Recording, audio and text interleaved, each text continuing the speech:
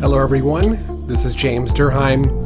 I'm the owner and founder of European Focus, and I'm going to show you the village of Uhlbach, which I photographed for genealogist Sandy Norton.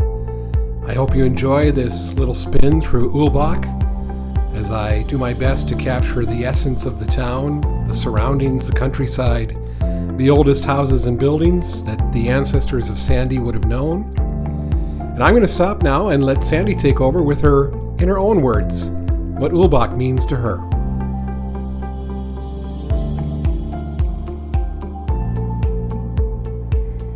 Johann Gottlieb Lemley and his wife Anna Maria, plus their children, decided to make the long journey and immigrated to America from Uhlbach, Germany in 1830.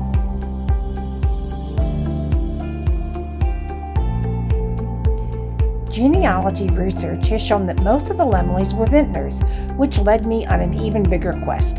Since I am unable to visit, the next best thing was a photography tour.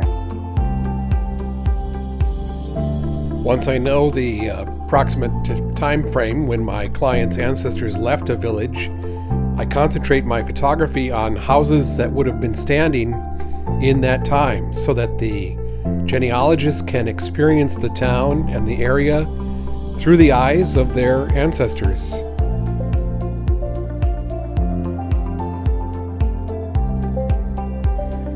I wanted to learn more about their lives and the town where they lived before leaving for America.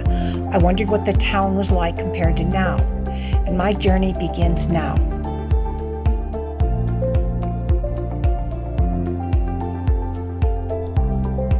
Germans have a deep respect for their history and they work hard to preserve it.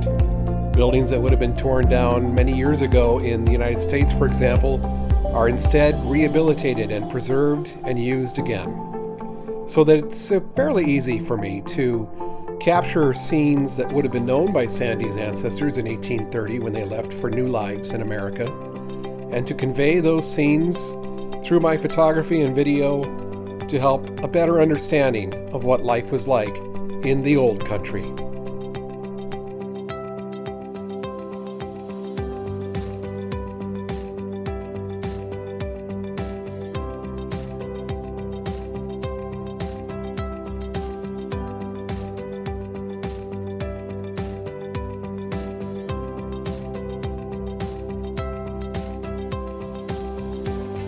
You can actually feel yourself walking down the streets, likely the same ones they walked on, and probably shopping at the same type of markets as shown here.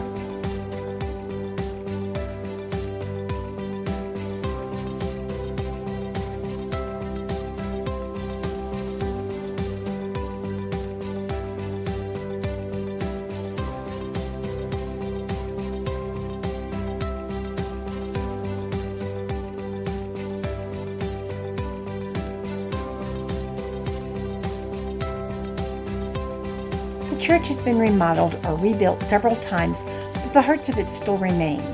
Knowing my ancestors were baptized, married, and many were likely buried in the cemetery here makes me feel even more connected to Uhlbach and my family.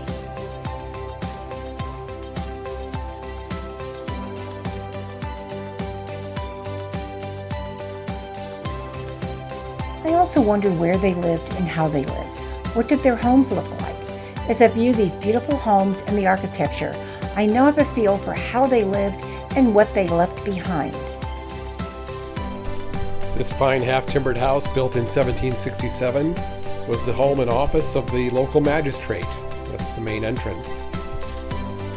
Next up on our walking tour is the home and office also, even today, of the local parish minister.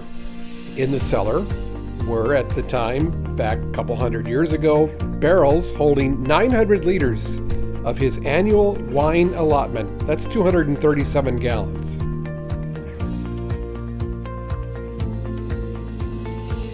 Of course, questions still remain, like why did they leave? How did they choose the area they lived in Ohio? I do know that even though the land in Ohio did not have vineyards, it was also very similar to this landscape. Roses and other flowers are planted at the end of the vineyard rows as an early warning system for the wine grower. They attract insects like aphids before they attack the vines. The Württemberg Mausoleum is a mausoleum located on the Württemberg. It's near the village of Rothenburg, which is next to Uhlbach. It was designed by the Italian architect Giovanni Solucci for King Wilhelm I of Württemberg to house the remains of his second wife, Catherine Pavlovna of Russia. Construction lasted 4 years, from 1820 to 24, and the work on the decor on the inside lasted another 4 years. The remains of Wilhelm I, Catherine, and their daughter Maria Frederica Charlotta are in the mausoleum, which is built to resemble the Roman Pantheon. Its beautiful dome, an oculus that has a glass panel over it, some beautiful statues of the four evangelists carved from the finest Carrara marble, biblical scenes on the screen behind which the remains are. That's Wilhelm. And there's his second wife, Catherine. Views over Uhlbach from the chapel. That's actually an insect house to attract the good insects. As I take a spin around the bowl of vineyards above Uhlbach on my e-bike.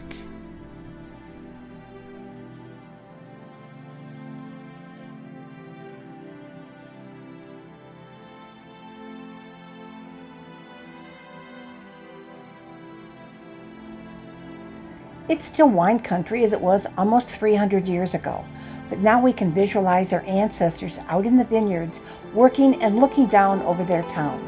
Knowing that I'm looking at the same things they did is soothing and helps me feel a part of them. Still getting used to holding my phone in a Osmo, which has a built-in leveling device, and riding at the same time. Now, I admit I sped the film up here. I'm not really riding this fast downhill. That would be very reckless. I just wanted to give you a sense of the bowl that Uhlbach lies in, surrounded by these beautiful vineyards and orchards. Truly is a small Garden of Eden, just a short distance away from the hustle, bustle, and frankly, the ugliness of the city of Stuttgart. More flowers, which help protect the vines from different kinds of molds and rot. And a beer garden. Of course, a beer garden, where I had my lunch, surrounded by a vast network of hiking and biking trails, which the Germans absolutely loved. They loved their forests, they loved their trails, they loved their outside exercise, and I'm one of them. Lunch of local bratwurst, some Kartoffelsalat, and some fine views looking north over Uhlbach with the Grabkapelle on the hilltop just beyond. Ran into a local when I was up in these hills, and he said that he found Uhlbach about 12 years ago, and he said he doesn't plan to ever leave. He said this truly is a garden. It's a paradise.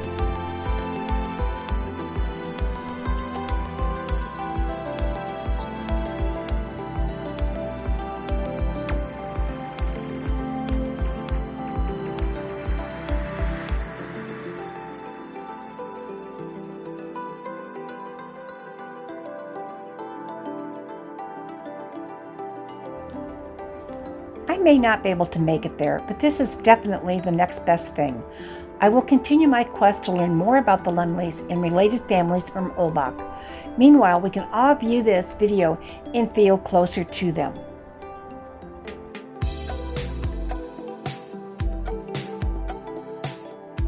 I want to thank Sandy for engaging me to photograph and share with you all Uhlbach in Baden-Württemberg, Germany.